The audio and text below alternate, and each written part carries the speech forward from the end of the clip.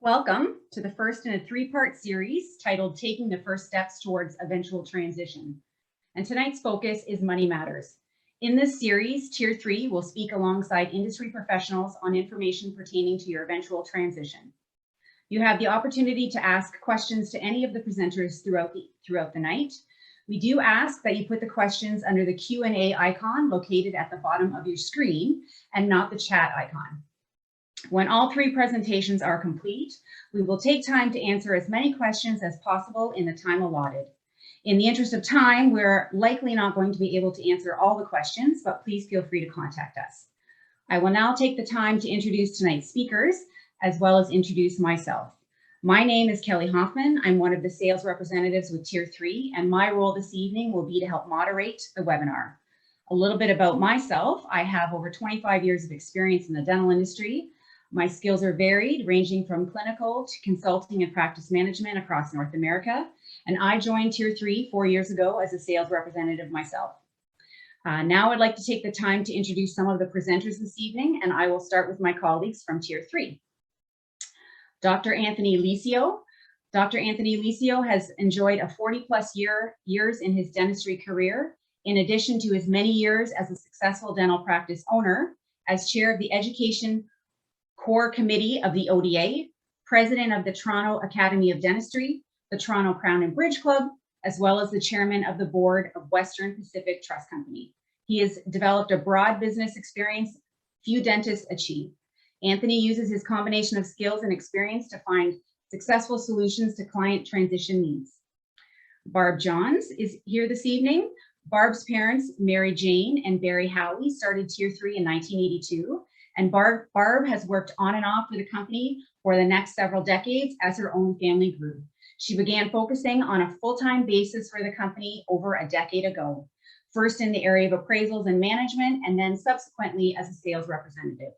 In addition to her time with Tier 3, Barb's background includes special project and office management for several smaller niche companies. From MNP, we have Steve Blazino and Tammy Wiley joining us this evening. Steve Blazino is a partner with MNP's Taxation Services Group in Thunder Bay. Steve specializes in providing timely and accurate taxation and valuation services to corporate clients and individuals. Steve works closely with his clients to structure purchase, sales, and intergenerational transfers of businesses and complete estate planning to help businesses transition seamlessly. Tammy Wiley is a partner in MNP Thunder Bay office and leader of the professional services practice for the Northern Ontario region. Drawing on her comprehensive understanding of the unique challenges affecting professional services businesses, Tammy helps clients succeed in today's complex and competitive environments. We are also grateful to Dan Height, who will be joining us today from RBC, who has graciously stepped in the last minute in place of a colleague. So I will let Dan introduce himself at the start of his presentation. And on that note, I will pass it over to the first presenters, who will be Barb and Anthony. So over to you.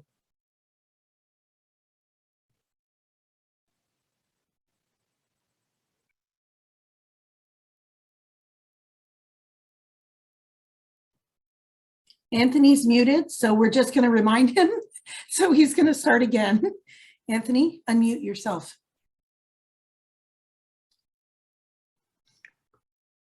You can only lead a horse to water, you know. Good evening, everyone. My name is Anthony Licio, and tonight we will be speaking about money matters and practice value from a number of different perspectives. We will begin by looking at basic practice economics and the nuances of each of its components. We will update the Ontario market. Where are we today, and where might we be heading in the future? Is there still a demand for dental practices? How are selling prices?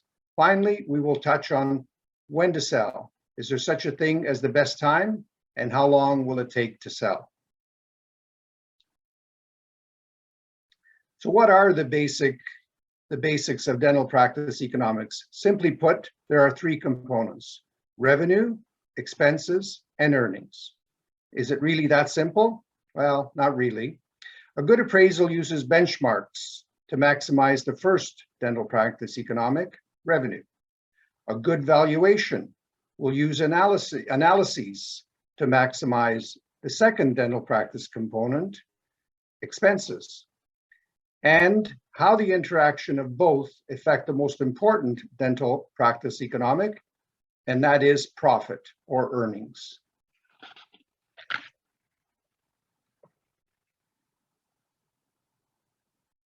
So let's talk about revenue.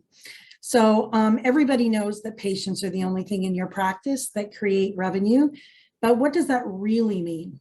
So what it really means is if you have no bottoms sitting in the chairs, then you aren't creating any revenue. So it doesn't matter how beautiful your practice is and how many operatories you have, if you don't have any bottoms sitting there. And likewise, you could have a smaller practice with fewer operatories and slightly older equipment, but if you have a ton of patients, you're probably creating a ton of revenue. So we need to really understand those patient revenues. And in particular, we need to understand patient counts over 12-month time periods, because 12-month patients create 12-month revenues. Seems like a no-brainer, but often that number is not considered.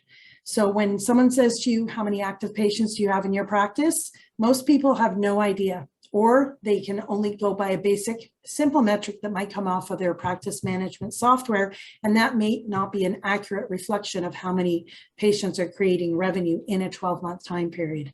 So we need to know how many patients are creating any treatment, so they're coming in for anything, and what percentage of that patient base are hygiene patients. And why is that important? Because hygiene revenue is very sustainable, it's very profitable, and you may have heard that before.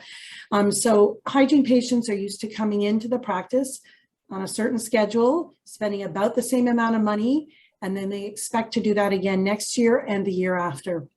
And so you can change a hygiene patient's behaviors, but that maybe takes a little bit of time.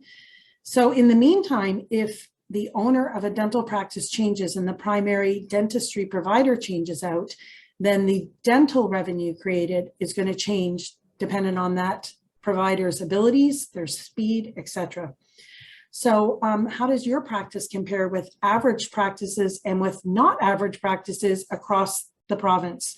So those are practices that are GP practices anywhere in Ontario. And if you have a specialty practice, we know that you aren't we're not talking about revenue the same way, because your goodwill is not based on your patients, it's based on your referral sources. Is there unrealized revenue in your practice? Are there lots of treatments that are currently being referred out because as your career is advanced, you've decided you don't like doing endos anymore, or maybe the extractions hurt your shoulders now. And so over time, you've stopped doing as much as you did when you were younger, but a new owner operator who can come in and maybe take over and provide more of those treatments, they can maybe have the opportunity to generate more revenue. And what about new patient flow? Is that important to your revenue? Of course it is. So there's natural attrition that happens every year in a dental practice. Those are patients that pass away, they move away, maybe they lose their insurance, maybe they just decide they hate you for some reason. You need to have new patient flow to offset any natural patient attrition, or your practice will begin to decline. And of course, fewer patients sitting in the chairs means fewer revenue. So there's two ways of looking at revenue.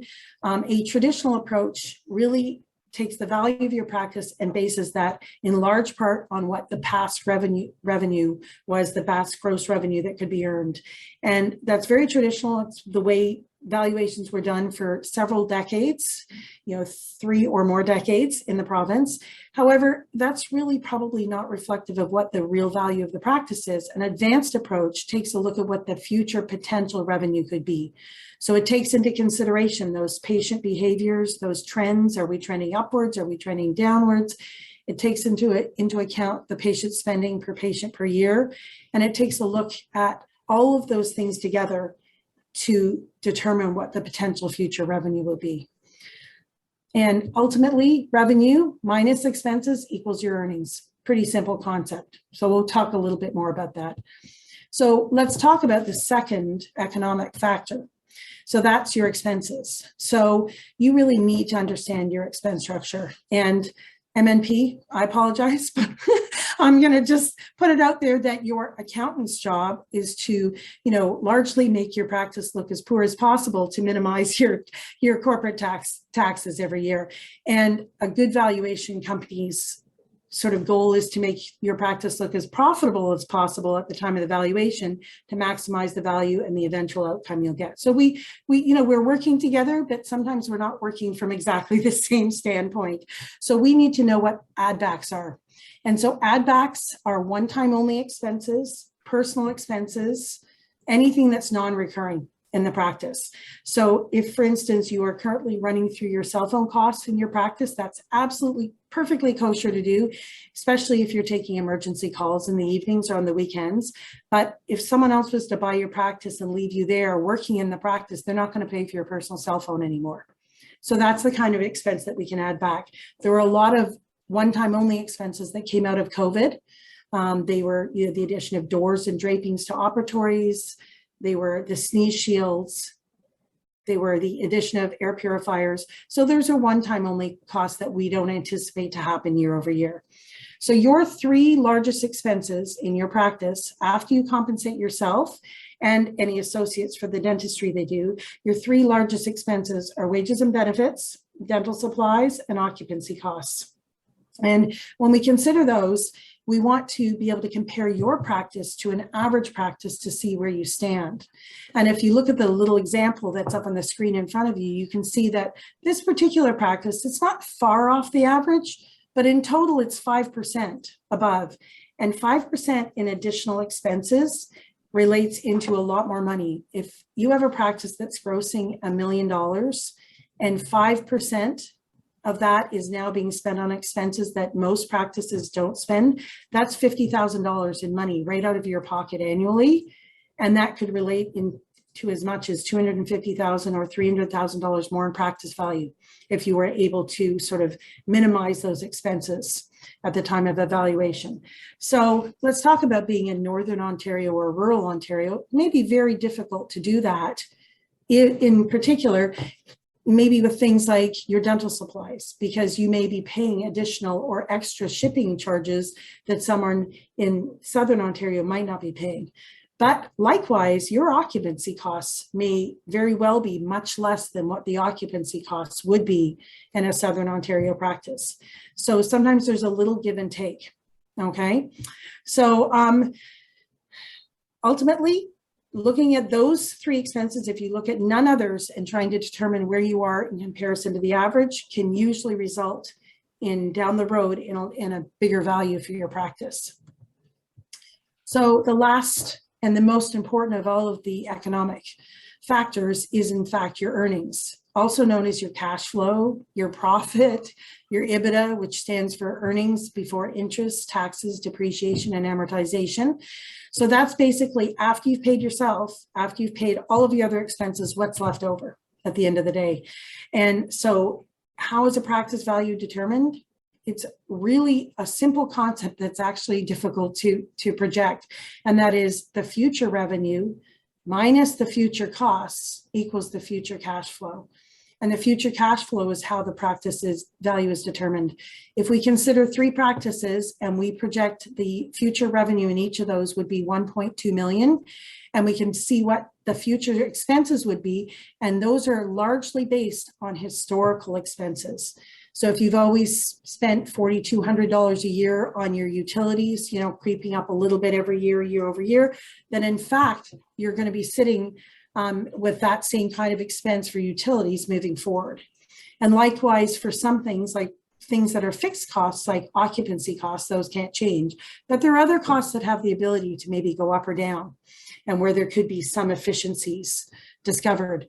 If we apply the same earnings multiple to each of those practices, those A, B, and C practices, you can see the large difference in where the appraised value is. There's a $900,000 value difference in how the appraisals would come out. And that's not based on what the potential future revenue might be. It's based on what the future earnings are going to be because of where the future expenses are sitting.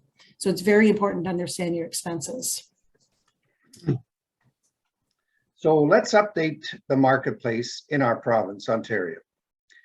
Is COVID primarily behind us? Well, perhaps. But what about staff challenges? If you're one of the few that have no staff challenges, consider yourselves very, very lucky. 3 years ago, it didn't look very good if one or more staff was a recent hire. Today, that doesn't raise a red flag at all with buyers because almost every practice in the province has had staff turnovers. Patients, have they returned? There's definitely a number of patients still reluctant to resume pre-COVID appointment patterns, especially for hygiene treatment. On the bright side, though, there continues to be a great deal of dentistry still to be done, and 2 years of decent fee guide increases have certainly helped offset any revenue losses. Rising interest rates, do they affect the value of practices? We've had 2 rate increases with a third one coming soon. I'm going to leave this for our partners from RBC to offer more insight into this subject. What do we know about the proposed government-mandated dental treatment program? Actually, very little. Will it even come to pass? What level of government will administer the program? Should we be worried? What we need to do is to remain informed as the proposal advances, but it's really just too early to forecast any implications. Is the increasing presence of investors skewing the market? Well, yes and no. It's adding more demand, which is great. The reality is that investors today just don't own enough of the market to be a concern for most owners or buyers. Let's explore prices and supply and demand a little more. Prices have never been higher, with buyers outnumbering sellers by a very large margin. Our supply of dental practices for sale is still low, despite a large number of baby boomers finally selling. It's all about supply and demand, and this parameter is not likely to change anytime soon. If you're a seller, it's great, you're happy. Unfortunately, if you're a buyer, it's a bit stressful to know how much competition you may have to be facing. However, if you are a buyer looking at rural or Northern Ontario practices, you will face less competition, but at the same time understand that even in these locations, we regularly receive multiple offers for good practices.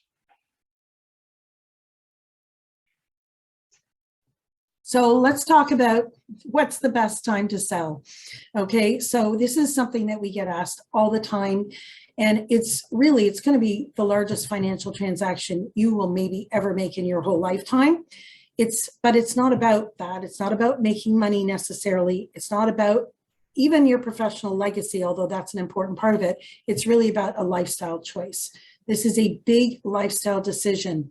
And Anthony himself once told me that when he sold his practice, it was all about making a lifestyle change. He wanted to have more freedom, and it was freedom to pursue interests outside of dentistry.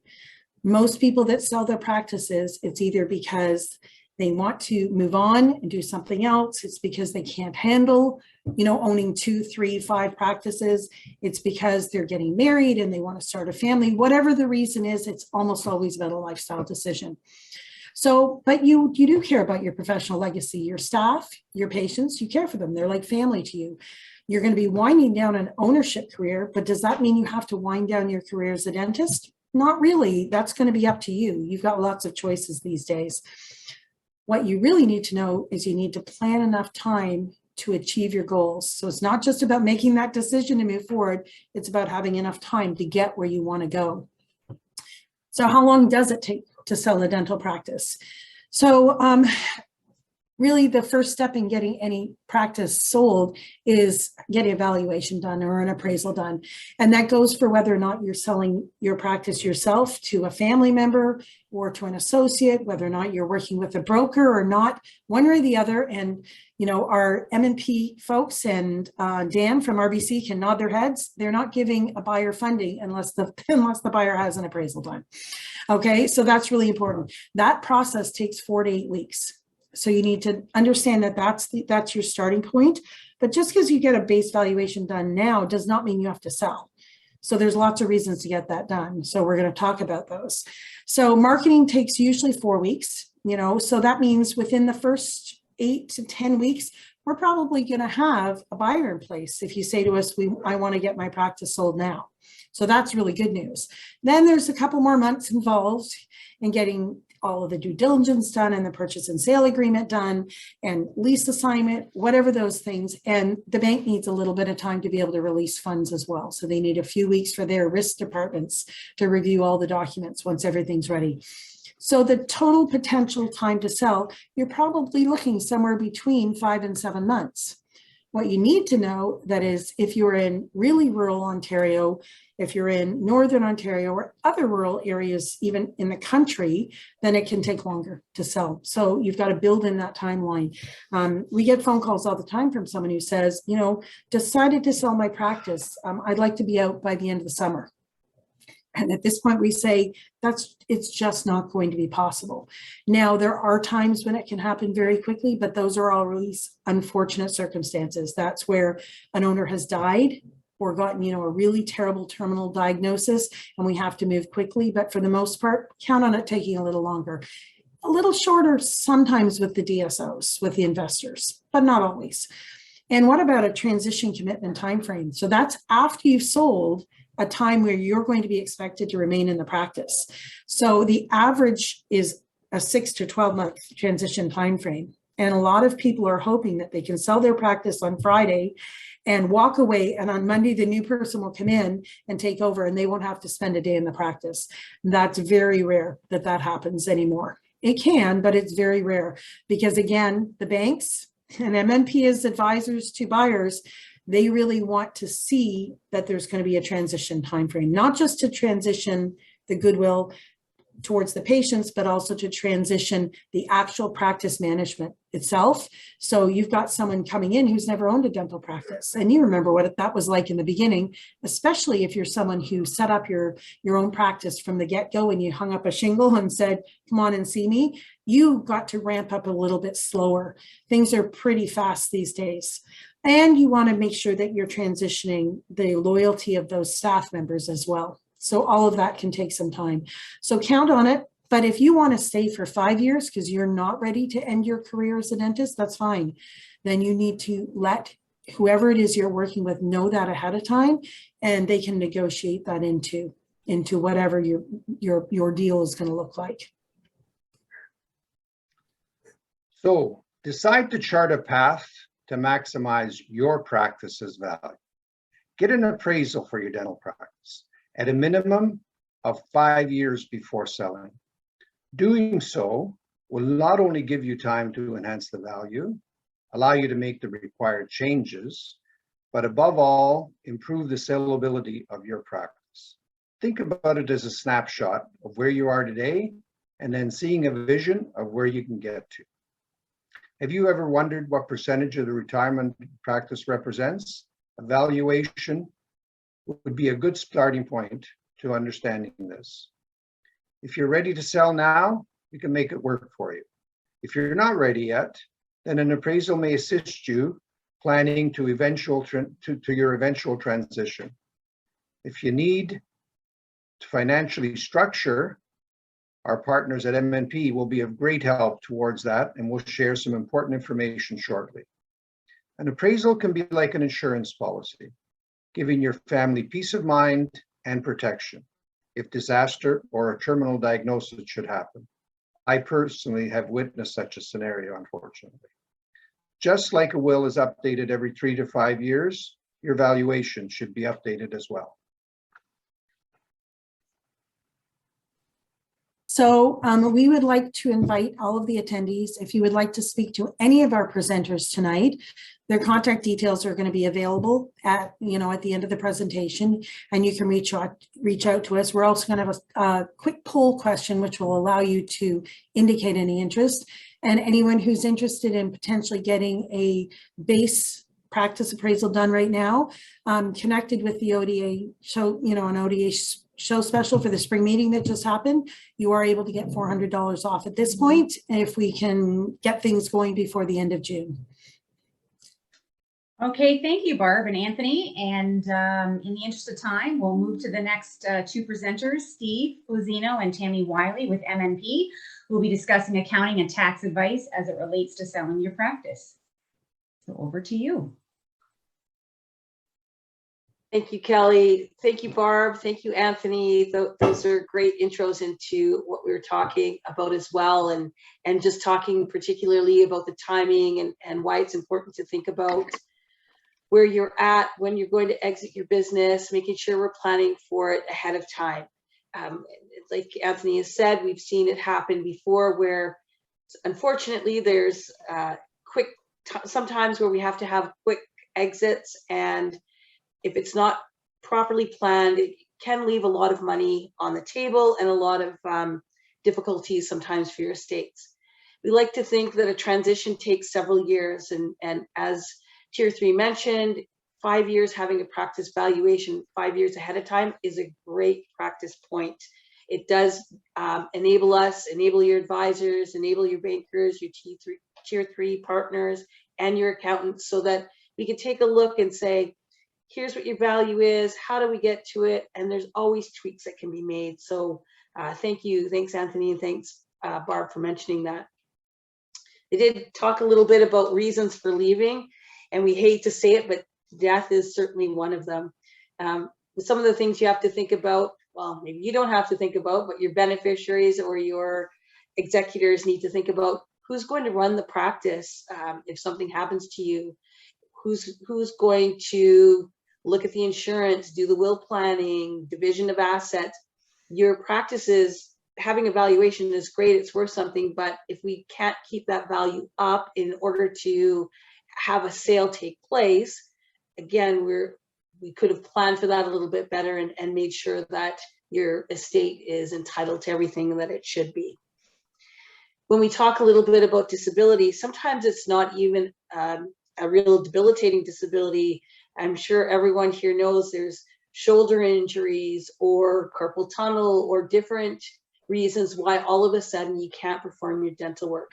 If you have a practice, as mentioned by Barb, that's earning $1.2 million, and all of a sudden that revenue number is half because we can't do the work, how are we going to maintain our value? Who can actually run the practice? Have we thought about what our disability insurance needs?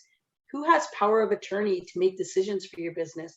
All of those things should be planned ahead of time. We always say 5 years, 4 years, 3 years, as much time as possible. We should also be thinking about an unanticipated purchaser. We've seen, especially in northern communities, where we might have our dental corporate partners that want to come in and make an example out of buying a marquee practice in a certain town. For instance, they want to come in and they want to buy the biggest practice in town, and they're going to pay a premium price so that they can establish a foothold. If that's the case, we want to be ready to sell at that point.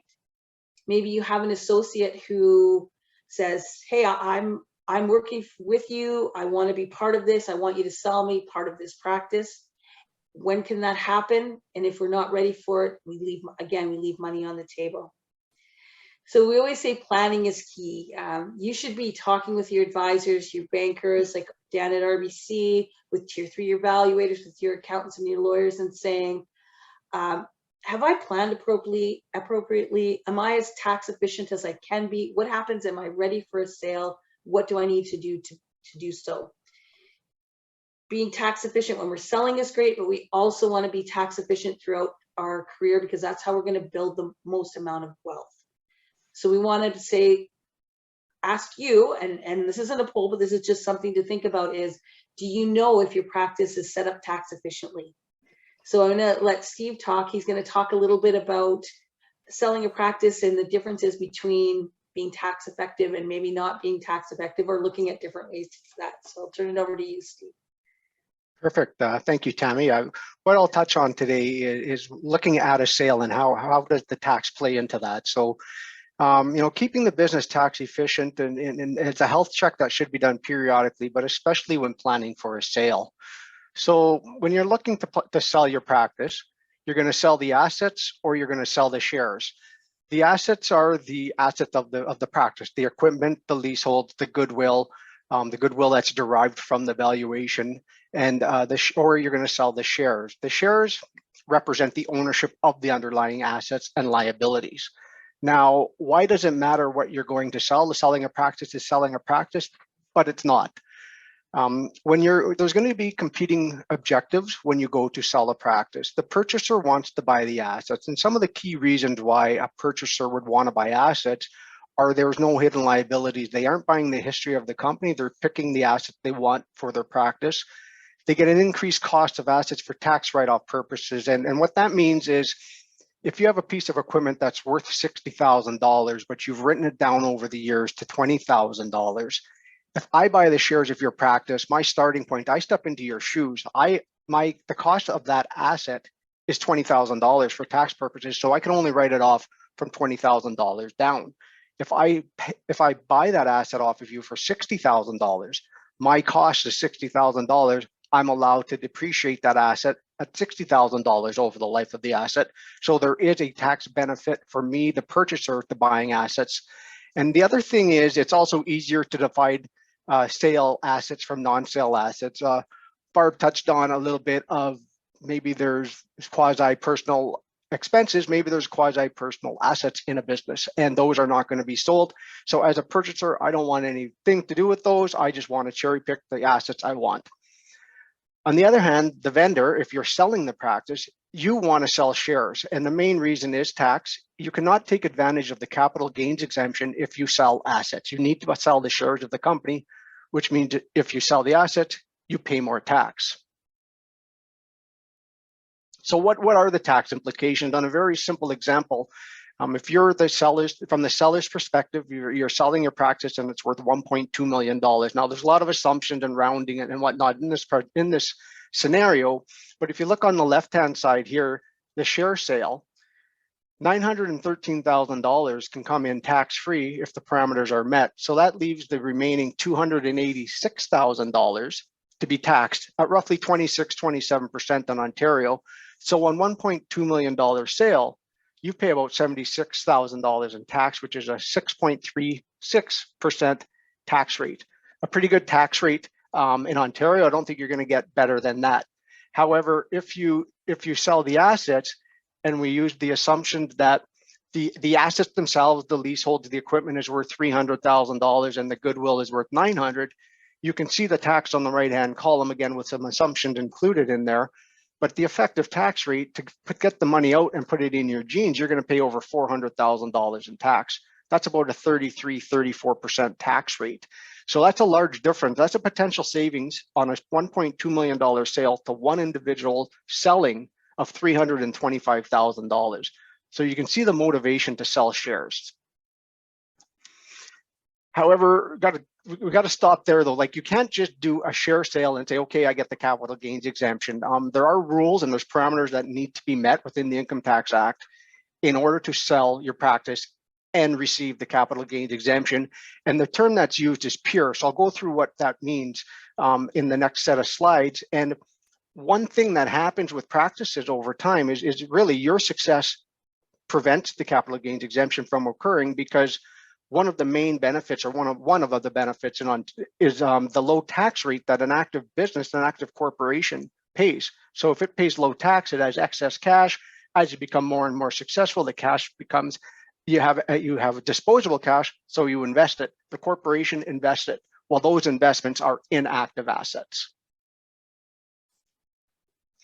So the capital gains exemption, I'm assuming most know that it is a tax-free disposal of shares. So the key there is you must sell the shares. But the disclaimer is it's almost tax-free. There is a thing called alternative minimum tax, AMT, which comes into play and can come into play when the exemption is utilized by an individual. And what happens is it can be a tax of up to $50,000 roughly that is taxed, even though the share sale is exempt. It's a tax that's paid, but it's refundable in future years. You have 7 years to use that up. And what it does is it reduces taxes otherwise payable in future years if you have proper levels of taxable income. Another thing to note about the capital gains exemption is it's a lifetime exemption. So individual, the current rate is $913,630 for 2022. But if an individual sold something in 2020 for $800,000 and utilized $800,000 of the exemption, well, they only have $113,630 left for the next sale. So it's a cumulative It's a cumulative exemption. So as I mentioned a few slides ago, in order for a corporation to be able to be sold and the exemption applied, it has to be pure. This is a 3-part test. There's a holding period, a 50%, and a 90% test. The holding period test is pretty black and white. You must hold the shares for at least 24 months prior to sale. You or someone related to you, and that's in there. So if one spouse owns shares for 10 years and passes away, they go to the other spouse and they sell them in 3 months, they're still afforded the capital gains exemption. So, but it is a 24-month holding period test. Test number 2 is what we call the 50% rule. So during the 24 months prior to sale, 50% or more of the fair market value of the assets need to be active. So you need to look at each asset in the professional corporation. Active assets, some examples are cash required for operations, accounts receivable, inventory, equipment, goodwill, which is usually the largest valuable active asset in the practice, and land and building used for the practice. So you've got land and building can be quasi, because if you own an 8-unit property and you're working out of one of the unit and renting out the other 7, well, that's not an active asset because over 50% of it isn't used in your active business. If you're using 6 out of the 8 units for your active business, well, then that land and building can be counted as a good asset or an active asset. Some examples of inactive assets would be excess cash, investments, excess real estate, rental properties, really any asset that's not used in your active operation. So for 24 months, over 50% of the value has to be in active assets. Now, rule 3, 90% rule, this is the time of sale. At the time of sale, that 50% moves up to 90%. And it's an all or nothing test. And what I mean by that is if you're at 88%, it doesn't mean you get some of the capital gains exemption if you wasted a little bit of it. It's either yes or no. So when you're looking to sell a practice or it's time to sell, we always use caution and make sure there's very little, if any, inactive assets at the time of sale in the corporation, where at all possible. Some things to note about the exemption, as there is possible for multiplication of the exemption, and not as an individual, but as a family, because each shareholder can benefit from their own exemption. So you have to look at are your family members shareholders? And more importantly, do they have the proper shares?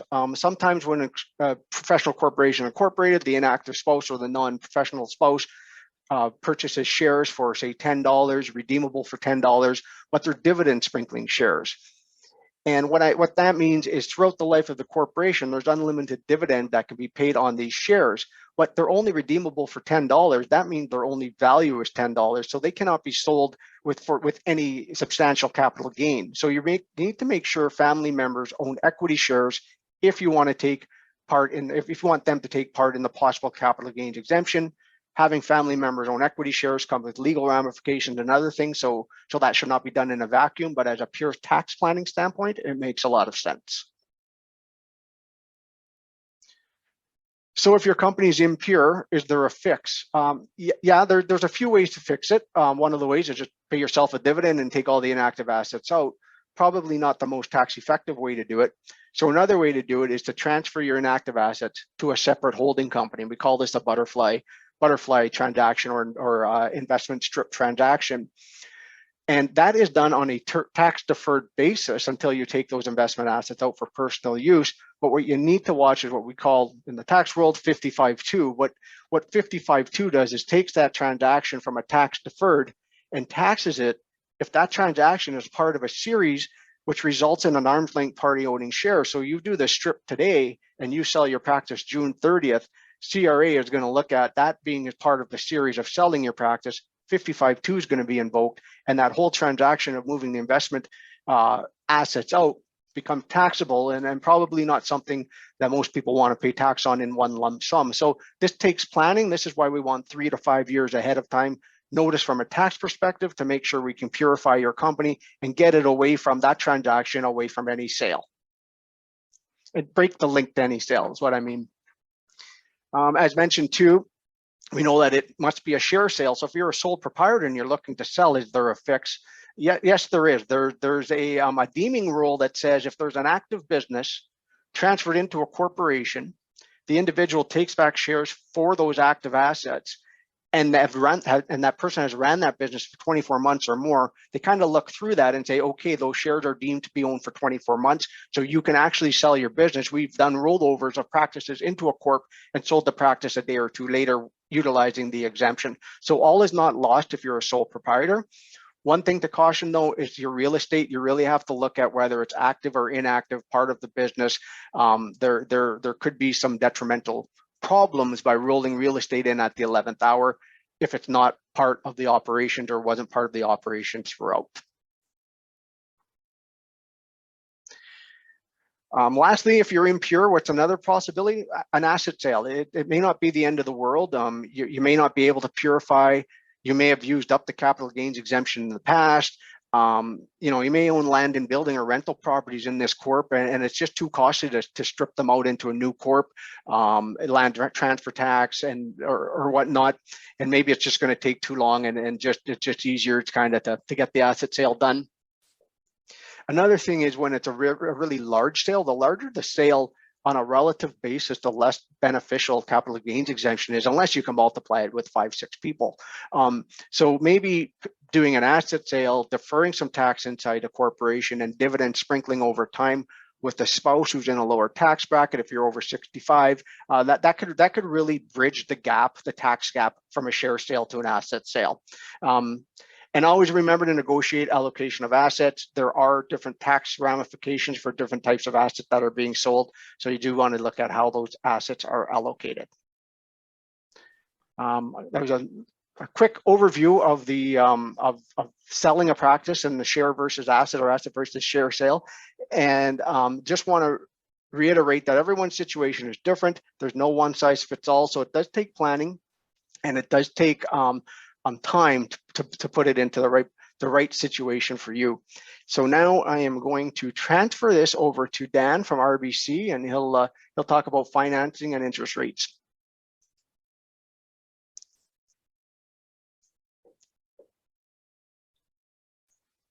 Thank you, Steve. I hope everyone can hear me clearly. While my screen is loading here, I'd just like to kind of thank everyone in attendance here this evening first. We appreciate the time that you guys have granted us. And secondly, I'd like to say big thanks to all the panelists that are joining me tonight and the team over at Tier 3. When I was asked to join this event, I was actually eager to accept. So thank you, everyone that's here in attendance, and thanks to the team at Tier 3. So to introduce myself, I just want to go, my name is Daniel Haight. I'm the commercial manager at RBC that specializes in the medical professionals industry. I've been with RBC for about 3 years now. And prior to this, I had several roles in accounting capacities. And before I begin, I'd just like to kind of go over some of the topics I'd like to discuss this evening. The first is going to be the economic environment and the rates that are currently facing our Canada. Next, I want to go over the financing products that we generally offer our medical professionals. Next, I can go over the collateral and security that we would hold. And finally, I want to go over some of the things that we'd look to collect in the application process. So slipping between my slides here, I just want to confirm everyone can see my presentation on their side.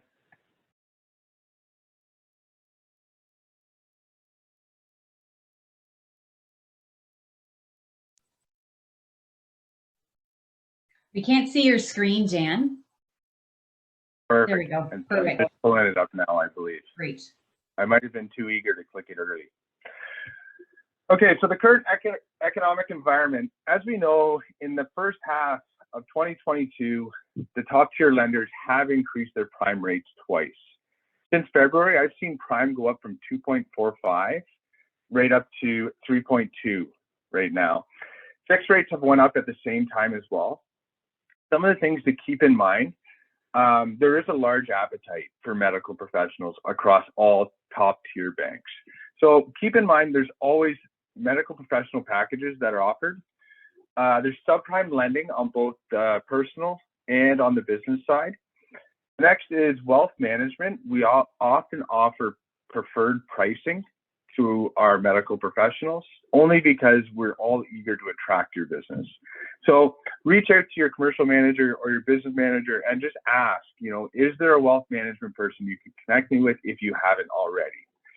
I do know that our wealth management teams do offer business owner planning. And what it is a full manual that gives you tax strategy and everything else, and it positions you to go to your accountant, to go to a potential buyer or seller of your practice if you're looking to sell later in your career.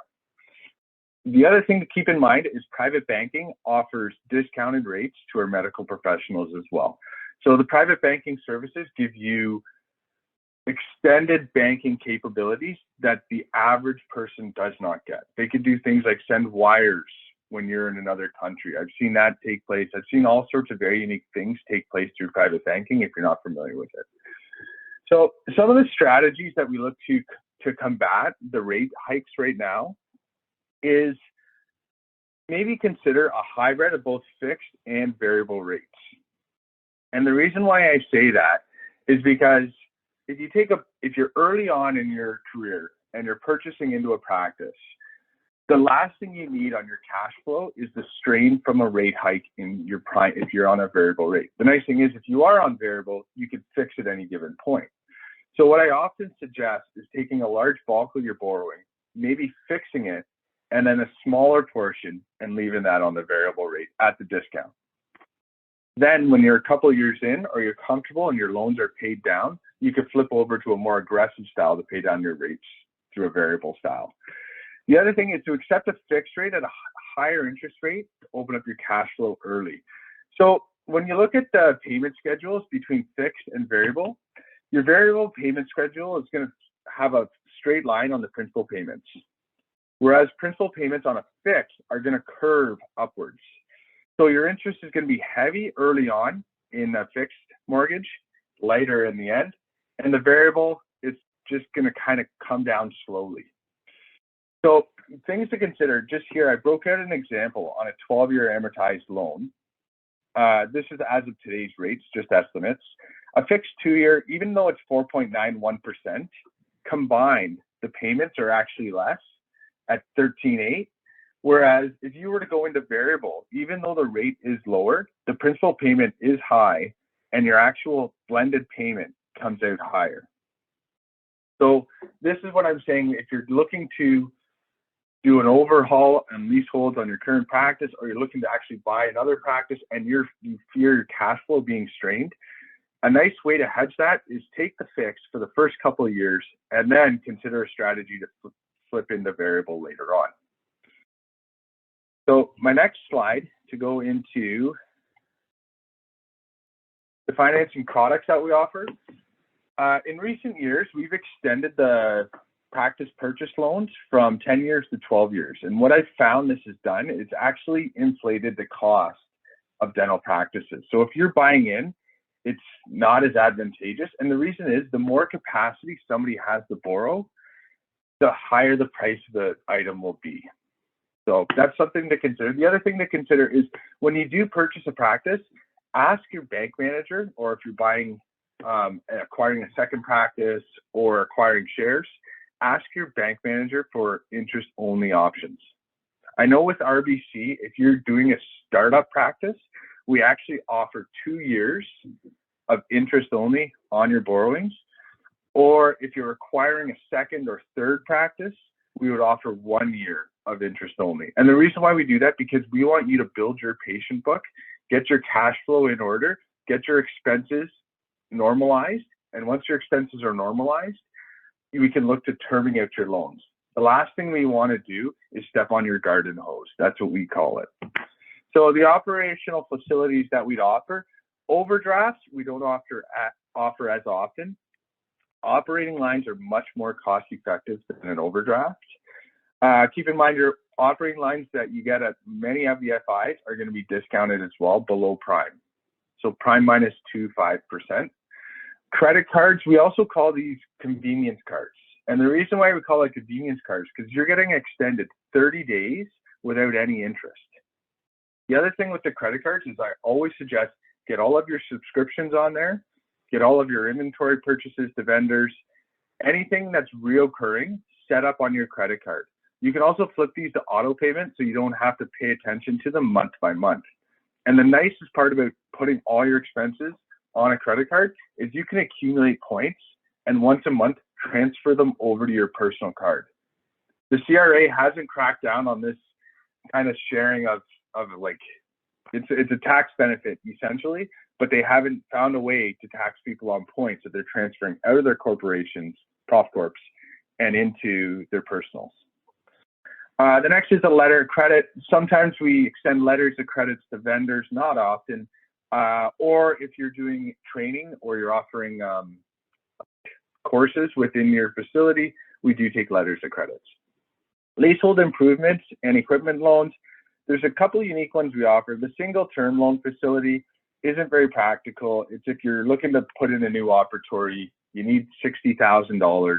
We would extend you a single loan to 100% loan to value, and you would just term it out then and there. The one product that I always recommend to my dentist are revolving multi-draw facilities. And these are nice because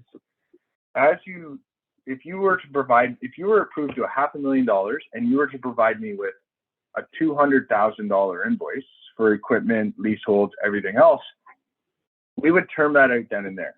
You would still have the capacity to borrow $300 at any given time. But as you pay down that loan for the equipment and leaseholds, it opens up your capacity.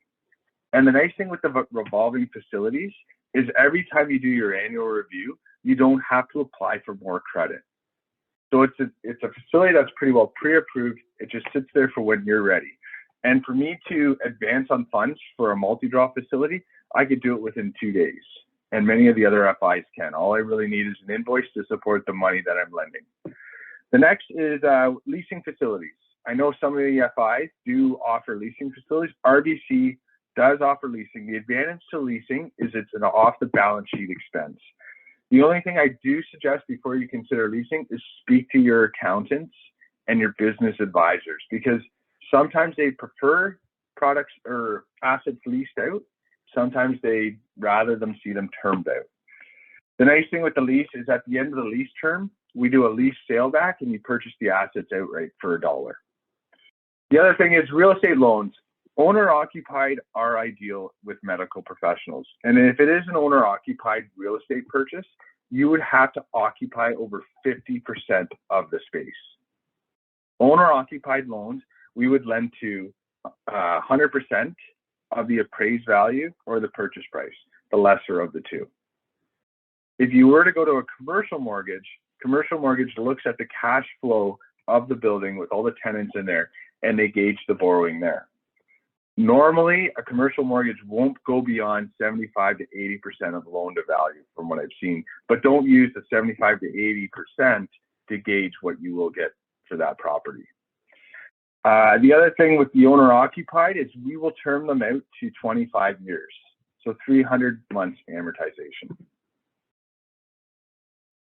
In terms of collateral and security, many of you that already own your practices know all of these, but those that are new and looking to shop, the first thing we would look for is a general security agreement over your Prof Corp. This is the PPSA, the Personal Property and Security Act. Next is a personal guarantee. Keep in mind, personal guarantees, if you have a partner, sometimes we would look to have independent legal advice. So all that means is that when you pledge your assets, your partner is in full understanding that half the assets could be used in the event of default. The next is the postponement of claim. Sometimes the bank will look for a guarantee that they would lend to 100%, but they do not want to see you extend dividends beyond your debt servicing level.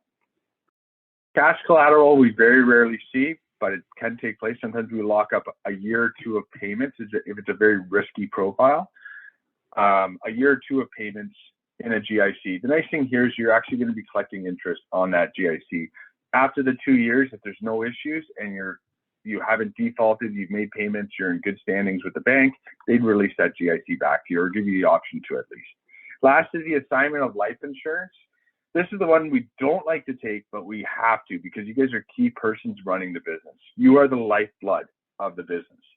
Often in recent years, we've seen skirt the assignment of life insurance in the case where there's 3 or 4 practicing dentists that are all partners. Because then we know at least the practice can still operate without the key dentist in there. And keep in mind too, the assignment of life insurance is the last piece of collateral that we would look to or act upon. And we can only take assignment up to whatever's left in the borrowing. So after we've looked at the personal property, selling out all the AR, selling out all the inventory, selling out everything else, we would minus that down. And if there's 100,000 outstanding, we would just carve that out of our insurance. Next is a credit card agreement. This is the exact same as a personal guarantee. Any debts on a corporate credit card, they can come after you personally for the debts. Leasehold agreements, if you're in leasehold improvements or equipment loans, we would look for lease agreements. And real estate, we take a registration or a charge. The application requirements. I'm not going to go through all of these. I could send this deck out to anyone who's interested post this presentation.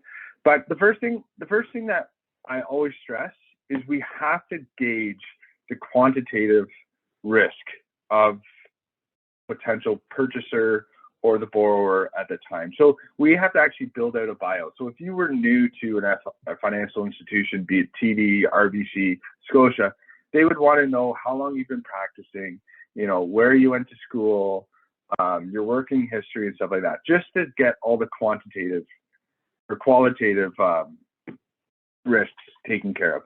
From there, we go into business plans, capital requirements, practice appraisal. As we mentioned before, we will not exercise a purchase without a practice appraisal. Then we look into taxes, cash flow, and projections. These we stress, you work with your accountant to get in order. I have worked with clients in the past and built them out, but you're always better working with a trusted accountant. Purchase agreements, we do need a signed purchase agreement before we can approve a deal. And copy of the current location's lease. So if you're entering into a location, we just want to make sure that if you're borrowing to 12 years, you have the option to stay there for 12 years. Any partnership agreements, if you're purchasing in with another partner or buying shares in a practice, we need to see that.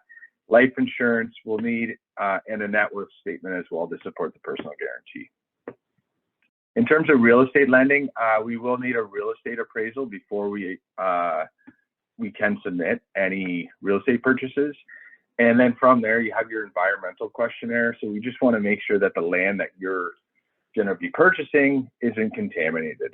It's bad PR on you guys, it's bad PR on us, and that's the last thing that we'd like. And the most recent copy of fire insurance and stuff like that required, but generally your lawyer would take care of all this for you. So from there, I think that's all of everything that I have to say. I'd love to field any questions that you guys have about any banking products or any questions that you have about future, what you think is going to happen in the market. But from there, I'd like to thank everyone for their time. Perfect. Thank you, Dan. I think we'll move on to questions and answer, or some of the questions we've received tonight. If anybody has any questions, there is an icon at the bottom of your screen right next to the chat. It's the Q&A. So please feel free if you have any questions for any of the participants at this time, we'd be happy to answer them. And I have seen in the chat that there has been quite a bit of curiosity with regards to whether this recording will be available, and it will be sent out to the registrants when it's ready.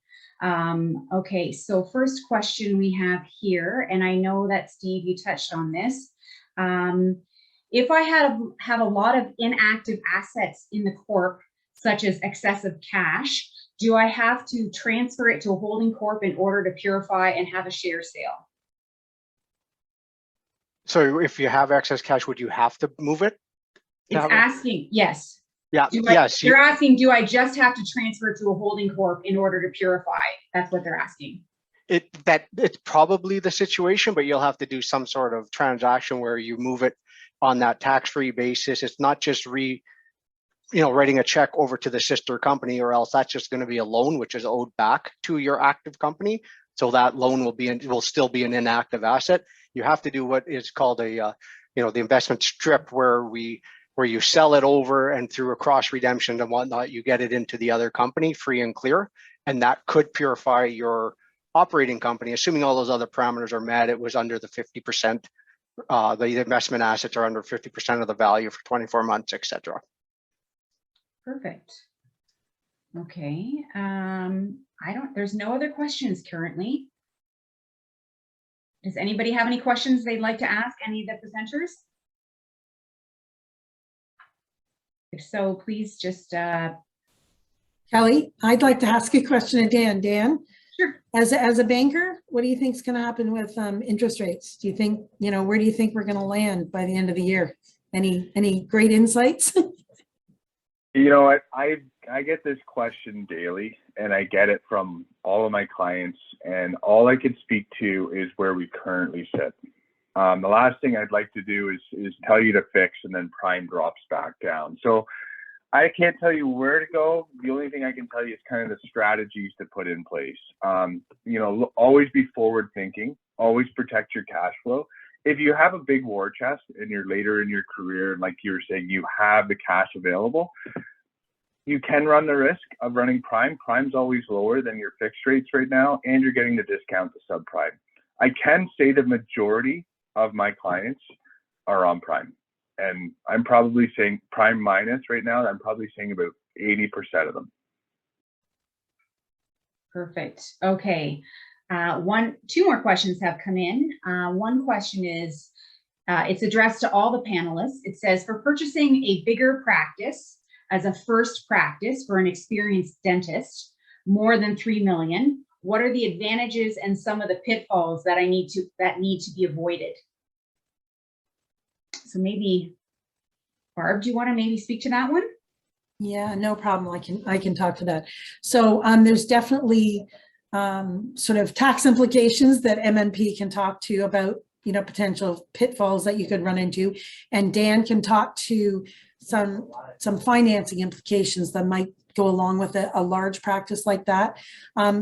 For you, I would suggest that the transition is really critical. If you're buying a very large practice, if it's a practice you've already worked in for a while and you've worked in that practice as an associate, you maybe have a different level of understanding of that particular practice. Due diligence is obviously key. So you need to make sure that the practice that you're purchasing is the practice you think you're purchasing. Okay. And that just means doing your own homework to verify everything that's in the appraisal that you've been given. Don't take anything at face value. It doesn't matter what company is providing that information for you, do your due diligence. Okay. So check out the charts. Make sure you've got the number of charts you think you're getting. Check out the revenue. Make sure that that makes sense. Check out the expenses that the practice has had historically. And that means, look at not just the most recent financial information you've been given, but take a look at the last 3 years, because all 3 of those should be available to you. Really engage a really good lawyer to look at anything to do with the legal aspects. So that's your staff contracts, any associate contracts you might be, getting assigned to you, taking a look at any lease information. You want to make sure that you've got tenancy. So before you're going to invest in a practice that's, that large and that's got that worth, there's so many aspects that you need to consider. So your due diligence is key. Your transition is key. Making sure that the previous owner or owners are going to dedicate enough time to you to help you start off strongly. And consider ways that you can become good with the staff right away. We all know there have been huge staff challenges. Anthony alluded to that earlier coming out of COVID. I don't know a single practice, or almost a single practice, that hasn't had some staff changeover since COVID. So right now, more than any other time in the dental industry that I can remember, staffing is the biggest challenge that most practices are facing, seconded only by obviously continued new patient flow, right? But staffing is really large. You can't create revenue with your patients if you don't have any staff to help, right? So they kind of go hand in hand. So understanding the staff that are in the practice and what can you do to solidify your relationship with them as quickly as possible when you come into that practice. So there's just a lot of key things to consider, and getting the right advisor team is probably, I guess, my bottom line. So you can't, you need to have the right lawyers looking after you, the right accountants looking after you, the right bankers helping you with the financing end of things. And then take it one day at a time. So breathe deeply, because that's a big practice to take on. But if you've got experience, you're going to be good. Anthony's got some words of wisdom, and he's a practice owner, a previous practice owner. So he's got a different perspective. Go ahead, Anthony. Unmute yourself, Anthony. Anthony, yeah. I can't add much more than what you've said, but all I can say is that having the right team behind you, advising you, is key. So lawyer, accountant, absolutely essential, because that team, your financial team, is your preparatory team to take you to Dan, okay, the banker, who will be able to tell you what you need. Do you need capital? Maybe you don't need capital because you've got a great credit rating. Only they can do that. But most importantly, and not to dispel Dan here, but shop it around. Take it to Dan at RBC. Take it to DD. They all want your business, and each one will be slightly different. So choose the banker that will give you the best situation for you. Okay. Yeah, and I I was fully just going to agree say, with Dan, that. Sorry, Dan, there was just I fully. Okay, there was just another part to this question. They asked basically how you assessed, basically if someone is to purchase a practice, how is it assessed? Is it solely based on business and the appraisal, or do they need capital? So that question was asked. I could jump in there. I like to answer this one. Yeah. First, I'd like to agree with Anthony. Always shop around. Look at your available options. You're not going to buy a car at the first dealership you go to, right? So shop around, see what's out there. All of our banks, we do have different offers, and we look at deals differently. But in terms of the capital or the cash flow, we look to the cash flow first. And we put a lot of emphasis on the appraisal and a lot of emphasis on your cash flow projection from your account. We do sensitize the numbers, and we look at them and we make sure it makes sense. But when you get into a larger purchase, then we start looking at personal net worth and your capital that you have behind you.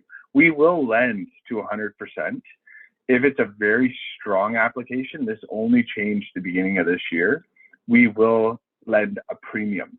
But the premium that you pay above the appraised value, we would accelerate that loan down to like a 5-year term. And normally we'd look for high net worth individuals in the event that they have to inject money back in to make those payments. The debt servicing that we generally look at after everything's been paid out and you have your add backs, we look to 1.25%. So a 25% cash reserve at the end of the day after everything's been paid. So any of the banks that you take an appraisal to, you take your cash flow statements to, your pro forma, all that stuff, should be able to work through the debt servicing and give you an idea before you put an offer in. The only thing that we always say as the bankers, try to give us as much time between the conditions for financing. And that's it. Okay, there's one more banking question here for you, Dan. Will you finance a new grad with no work experience? That's tough because, like I said at the beginning, we look at the qualitative strength of the borrower and the risks associated to it. So we would exercise the application if it was a reasonable practice purchase, but we also put into consideration when it's healthcare lending, we actually layer your personal debt in with the debt that you're taking on in the business. So any student loans that you have could negatively impact your debt servicing. And the reason why we do that is prof corps and personal corporations are so closely intertwined. Perfect. Well, there's no Kelly, can I just add to that a little bit? I often talk to purchasers about that particular thing because purchasers will also often ask us, how much do I need to offer for this practice in order to get it? And we know that the sort of average practice in Ontario right now is selling for a 10 to 12% premium above the appraised value. And so where's that premium coming from? So you guys might finance it, Dan, which is great, and we love that. But you know, how is the buyer going to get their loan for that premium amount?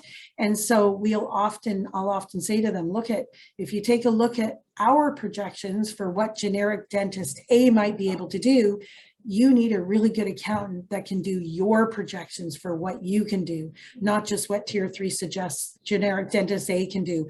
And in your case, take a look at your personal life, because if you're married and you're 2 young professionals in your family, then maybe you can genuinely be able to say to your accountant, who can put it into the projections for the bank, I don't need to be able to bring home $210,000 for the first couple of years because I've already paid off some of my student loans, or I have done well on my way to doing that, or whatever the case may be. And so if you can show the bank that maybe you don't need all $210,000 for years 1, 2, and 3, and you're prepared to take out the equivalent of 35% instead of 40% or 30% even, then the bank's going to be able to see how that's freed up the cash to cover the premium above the appraised value, or even to the appraised value in some cases. But like Dan said, if you've got a lot of personal debt that you're covering, you just bought a $2 million house and a $80,000 BMW, then maybe you're at a point now where you're not going to be able to do that. And the other way as a new purchaser that you can potentially still acquire, and a newer grad, the way you can still acquire that loan is to not have all your eggs in one basket. That means if you buy a practice that's a 3 or 4 day a week practice right now, and you go in and work that practice, but you still maintain another associate position somewhere else for 2 days a week that's not related to the practice you're purchasing, then that's a source of income that's not directly related to that practice that you are potentially purchasing. And the bank loves that, and MNP loves that, because it means, like I said, all of your eggs aren't in one basket. I also Yeah, add and on to that. I have seen, sure. Sorry. The only thing I wanted to say, and I thought those are great points, Barb, is making sure that it's a livable amount of money that comes out of those cash flows, and be honest with yourself about what you really need to spend, because you don't have to buy that practice. And sometimes I feel like, especially on newer grads, they're pressured into saying, I need my own practice right out of the gate. And if the cash flows don't warrant it, then you maybe should be looking for another opportunity, or looking at other plans. And again, that's where being really honest with your own cash flow and having a great team that will help you develop that comes into play.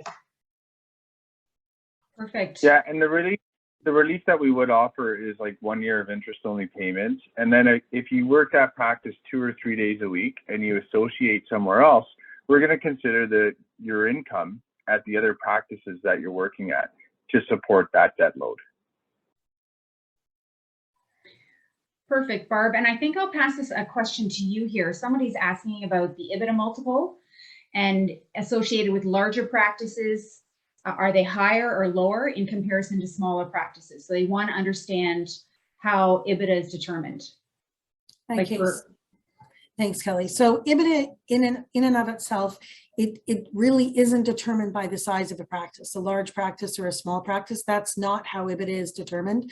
So EBITDA is determined by some of the risk factors that might be associated with a particular practice, whether it be smaller or larger.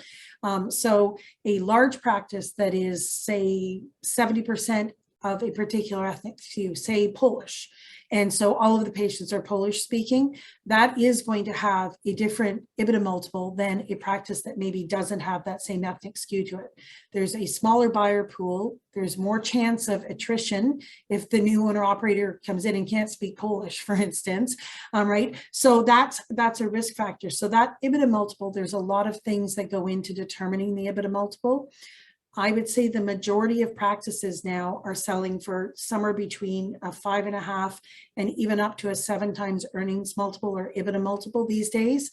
But you really need to understand a lot of factors. So practices that are extremely rural or in really far northern communities, they may also have a slightly lower EBITDA multiple than ones that would be in Southern Ontario. But again, that's not always the case. Some of those practices now, they're really stable practices. They've got huge numbers of patients. They've got really stable patients. They've got stable staff. They've got lower occupancy costs. Their cost structure is really great sometimes. So those practices now have increasing EBITDA multiples. So investors, some of the investor groups are paying extremely high multiples, but those are coming sometimes with extremely significant strings attached. And so the investor sort of environment has absolutely contributed to the increase in practice values because they are competing, and that's a reality. And so the EBITDA multiples that we're seeing today are not the same EBITDA multiples that were in the marketplace 10 years ago, but demand's different now too. So 10 years ago, there weren't the large number of foreign trained dentists that are now competing to buy practices in Canada and in Ontario in particular. So there's so many factors that weigh into that. So really you could have a smaller practice that would have an appraised EBITDA multiple that might be at 6.7 or 6.8%. You could have a much larger one that could have an EBITDA multiple at only 5.8% because of some of the risk factors involved. So that is the only area of an appraisal where judgment is used. So especially with tier 3 in particular, we're really data driven, but that is the one place where experience also weighs in on us understanding where the value of a practice should be. And obviously tier 3 and every other brokerage firm out there, everybody wants to appraise a practice at market value. That is our goal, is to appraise it at market value. It's been a balloon that I feel like we've been chasing for a while now, because we've appraised it. And just as we've appraised it and think we've kind of nailed that down, the market shows us that we're not correct. And that, maybe it needs to rise a little bit again. So it's a really complex question. And I don't know that I answered it because I kind of gave you a lot of vague generalities, but there is no perfect, there is no perfect formula that I can tell you on how EBITDA multiples are determined. Okay, I have one more question here. Are appraisals standardized with tier 3 Canada-wide? So I think maybe understanding the different types of appraisals we have and what's appropriate for that practice. Okay, that's another really great question. So first of all, we do offer different products at tier 3, and probably other brokerage firms do as well. And so we do offer a product called an income valuation, and that's often used for pre-planning purposes. So if you are the 5 years away or 10 years away from selling your practice, or maybe 25 years away, and you're getting that sort of base appraisal done so that you can put it with your will and not have to think about it for 5 more years. We offer a product called an income valuation, determines the exact same value as a full appraisal, but because we don't need to look at the hard assets or the equipment, at that point, we can pass on some savings to people that are using that product. As far as whether or not our appraisals are standardized, we use the same appraisal, the same format, the same everything else, but obviously a practice in Newfoundland may not be valued the same as the same practice if it was located in Ontario. And again, a lot of that's to do with demand, right? So yes, we use a standardized approach. So all of our appraisals, no matter where they are in the country, are going to contain discounted cash flow projection. They're going to contain adjusted income statements. They're going to contain patient counts that are very detailed, with year-over-year numbers. They're going to contain the same kind of information, but obviously values can't be assessed completely the same. For the same reasons that I said the multiples can't be, because every practice is unique and every region of the country is unique. And so the average spending per patient per year in Ontario is not necessarily the same as the average patient spending, per year in Nova Scotia or in Manitoba or in BC. And same way expenses are, that 26.8%, that was the average amount that I showed you for wages and benefits in Ontario. Well, it's higher in some of the other parts of the country, and it's lower in some of the other parts of the country. So every appraisal done in whatever particular province it's done at is compared to other practices in that province. I hope that answered the question. You're muted, Kelly. Kelly, you're muted. Thanks, Barb. Do you see any changes in your current valuation process with interest rates rising in the next years ahead, in the years ahead? We have already put changes in place. So what you'll see that we do what's called a loan repayment schedule, in all of our appraisal documents, and all of our valuation documents include that. And we have already increased. So if you're looking at an appraisal that was done 4 or 5 months ago, it will have whatever kind of the interest rates we're sitting at that point. We generally start our loan repayment schedules at a half, the 50 points or a half percentage above where it currently is sitting. Okay, so that's where we sit, and we're raising it right now all the way up to 5% by year 4 of a loan, in anticipation of interest rates continuing to rise. So yes, we're taking that into consideration. I mean, it is complete and total guesswork what interest rates might be, 7, 8, 9, 10 years from now, who knows? But we leave it sitting at the highest level all the way through the remainder of that. So yes, of course, we are taking that into consideration, which means that when we do that loan repayment schedule, we want to make sure there's positive cash flow always at the end of, even starting in year 1 after the loan repayment. So if we don't have positive cash flow, then the value is too high and we have to adjust the value lower. So the complex formula and the complex spreadsheet that we use when we do valuations, and that spreadsheet obviously takes those things into consideration, and will continue to do so for sure. Okay, so I have a question here that maybe Dan might like to weigh in on, because obviously it relates to banking and what the banking will support. Do you see EBITDA multiples going up or down in the years ahead? They're asking for a long term, but I'm just wondering, it's really hard to predict, but would you see multiples going up or down? It's hard to predict, but it comes down to the capacity to repay the debt. So exactly what Barb was saying, when they do their debt repayment schedule, like that page I rely on the most when I look at the appraisal.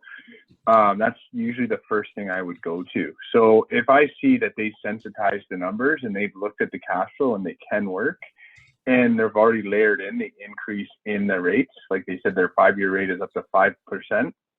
If I see a positive trend, it's reasonable. But like I said, if interest rates are going up and they can't meet that debt load, they're going to have to adjust their appraised value, to my understanding, like Barb said.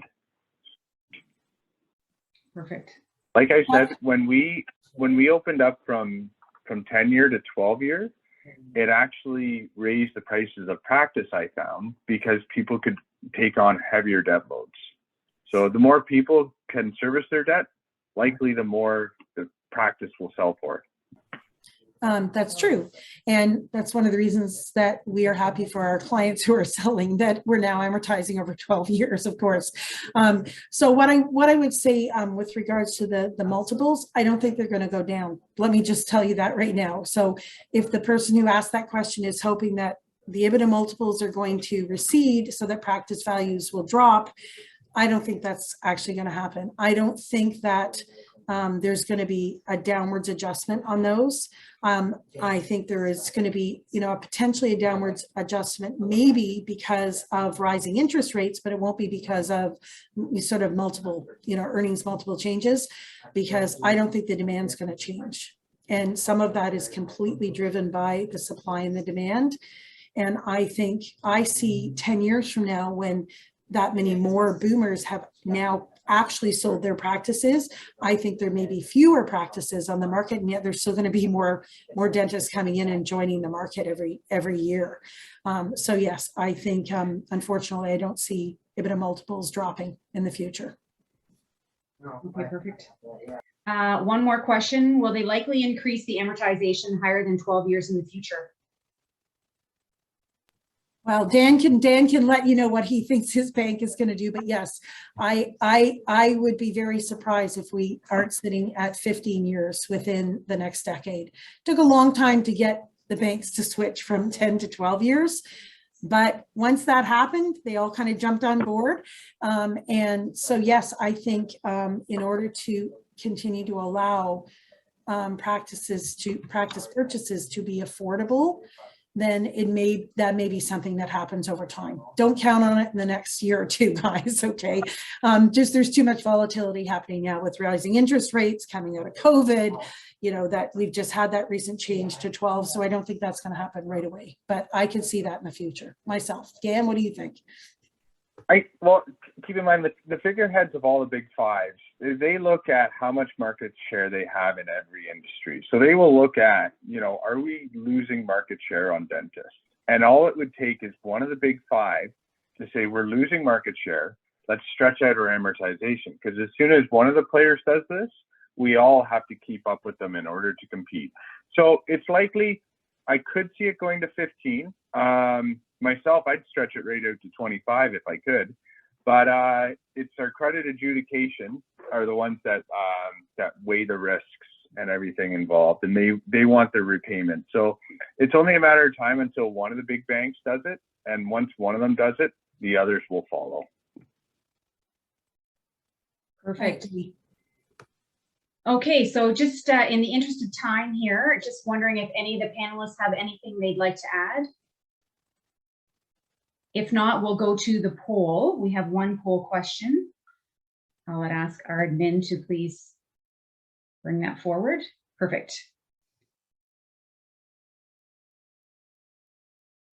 Please scroll down because there's actually 4 questions here. Yeah, thanks, Barb.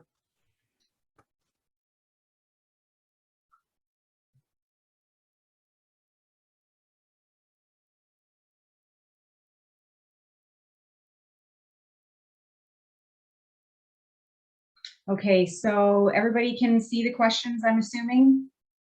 Wondering if they want any follow-up from either any of the tier 3 presenters, if you'd like any follow-up with RBC or follow-up with MNP. And just to let you know, the next webinar will be Getting Your Legal Ducks in a Row, which is June 22nd. So please watch for the registration email. And on that note, I'd like to thank all the participants tonight on our panel, and I'd like to thank everybody for attending, and we wish everybody a great night. Thank you, everyone. Thanks, everyone. everyone. All right, take care. Bye. Bye. Bye now.